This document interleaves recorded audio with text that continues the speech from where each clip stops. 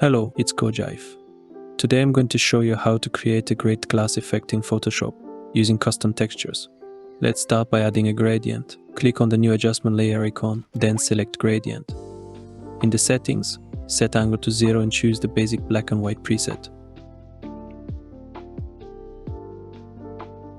Now, to make it easier to work with this layer, let's convert it.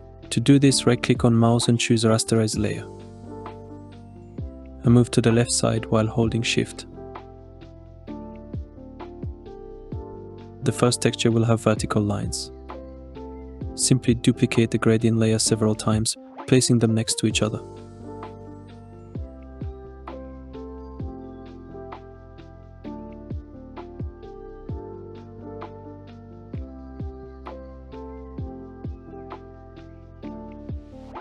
After all the lines are ready, combine them.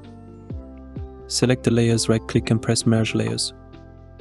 For better results, click Filter, then Blur and choose Gaussian Blur. Set the value to 3 pixels. This will soften the lines and give them the appearance of glass. Save the result. Click File and then Save As and choose PSD format.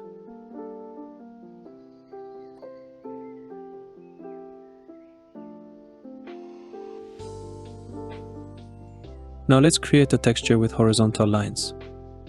Flip Finish Result by 90 degrees.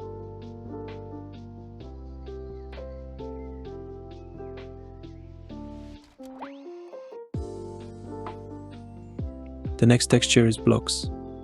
Duplicate the layer and flip it 90 degrees as well.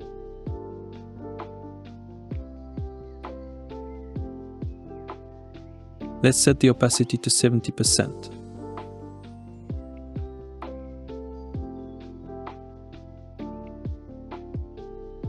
Finally, let's create a texture in the form of rhombuses. Just flip it 45 degrees.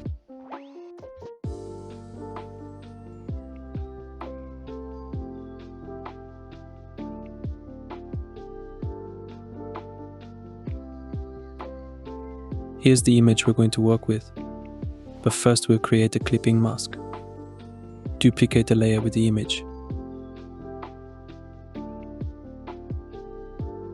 Select the rectangle tool and draw a rectangle.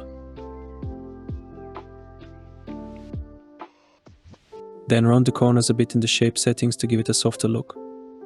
After that, press Alt or Option and click between the layer with the duplicated image and the shape. An arrow appears, indicating that the image is now bounded by the shape's borders. Now it's time to apply the effect. To do this, go to Filter, Filter Gallery. We need a Distort folder. In it, we select the glass effect. Next, load our first texture that we prepared earlier. Let's look at the basic settings of this filter. Distortion. This setting is responsible for the intensity of distortion. The higher the value, the more the texture refracts the image. Smoothness. Adjust the degree of smoothing of texture edges. At low values, the texture looks coarser and sharper. At high values, the distortion becomes smoother and more rounded. Scaling. Controls the scale of the texture. Decrease the value to make the texture finer, creating a more detailed effect.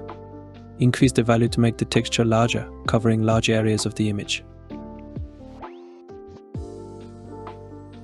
Finally, the invert option flips the texture, inverting the light and dark areas of the texture. You can see the settings I'm using. With Clipping Mask, we can apply the effect only to a specific area of the image, allowing us to control the result more precisely. There you can also apply the effect to the whole image at once, if this is required for your project. Each of the resulting glass effects has its own style, and you can choose the one that best suits your project. That's how simple we created the glass effect using Photoshop and custom textures.